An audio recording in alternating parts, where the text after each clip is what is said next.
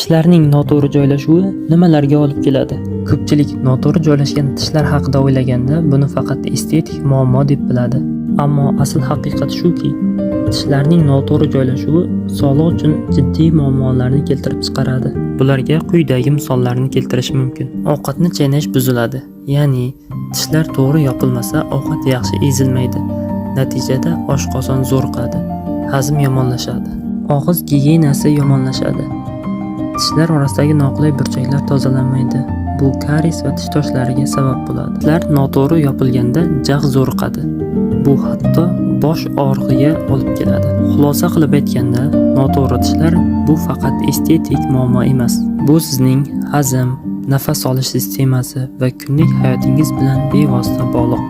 Shuning uchun ortodontik davolash bu nafaqat estetik, balki sog'lom yashash uchun zarur qarordir.